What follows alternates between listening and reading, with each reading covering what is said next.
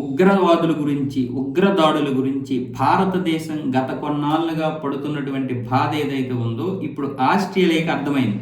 ఎందుకంటే ప్రపంచవ్యాప్తంగా ఇప్పుడు ఆస్ట్రేలియా మీద ఉన్నటువంటి ఒత్తిడి, సానుభూతి ఇవన్నీ కూడా ఆస్ట్రేలియా కూడా భరించలేకపోతుంది. అంటే ఒత్తిడి కూడా ఉంది, సానుభూతి ఉంది. పైగా ఇక్కడ జరిగినటువంటిది యూదుల మీద దాడి. ఆ గన్ కల్చరు ఆస్ట్రేలియాలో చాలా కంట్రోల్లో ఉంటది. అలాంటిది మరి వీళ్ళ దగ్గర ఎందుకు కంట్రోల్లో లేదు? వీళ్ళ దగ్గర 6 గన్నులు ఉన్నాయి.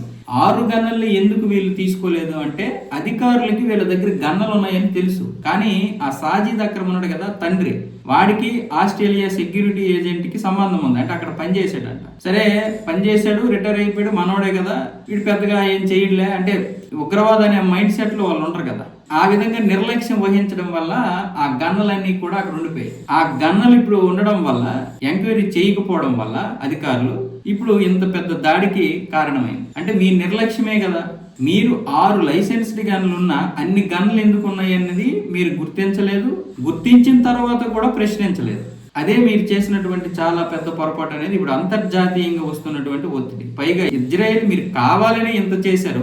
మేము మొదటి నుండి కూడా చెబుతున్నాము, హనుక్కా పండగకి మా యూదులందరూ కూడా కలుస్తారు, వాళ్ళు పండగ చేసుకునేటప్పుడు దాడి జరిగే అవకాశాలు ఉన్నాయని ఇంటెలిజెన్స్ నిఘా వర్గాలు మాకు ఇచ్చినటువంటి సమాచారాన్ని మీకు పంచుకున్నాం. మీ అధికారులకు కూడా చెప్పాం. 2 వారాల నుంచి మిమ్మల్ని ఇచ్చేస్తుంటే మీరు మొదటి నుంచి మీరేం భయపడకండి, మేమంతా చూసుకుంటామన్నారు. చివరికి ఏమొచ్చేసి మా యూదుల్ని మేము కోల్పోవలసి వచ్చింది మీ యొక్క నిర్లక్ష్యం వల్ల అనేది ఇప్పుడు ఇజ్రాయెల్ నుండి వస్తున్నటువంటి ఒత్తిడి, అమెరికా నుండి వస్తున్నటువంటి ఒత్తిడి, ఇలా ప్రపంచ దేశాల నుండి, ఐక్యరాజ్య సమితి నుండి వస్తున్నటువంటి ఒత్తిడిని తట్టుకోలేక మొదటి నుంచి కూడా భారతదేశం ఏ విధంగా ఈ పాకిస్తాన్ వాళ్ళతో పడుతుందో, ఈ యొక్క ఉగ్రవాదులతో పడుతుందో, ఎన్నో హైజాకులు జరిగాయి, ఎన్నో ఉగ్ర దాడులు జరిగాయి, కొన్ని వేల ఉగ్రదాడులు. ఇన్ని ఉగ్రదాడులు నెట్టుకొస్తూ భారతదేశం తన ఉనికిని కోల్పోకుండా ఇప్పుడైతే ఒక మంచి పొజిషన్ లో ఉందంటే ఎలా ఉంది అంటే, ఒక దేశంలో ఒక్క ఉగ్రదాడి జరిగితేనే ఆస్ట్రేలియా పరువు పోయిందనో, లేకపోతే ఆస్ట్రేలియాకి తీవ్రమైనటువంటి నష్టం వాటిల్లిందని అనుకుంటున్నారు కదా. మరి ఇలాంటివి ఎన్నో జరిగాయి.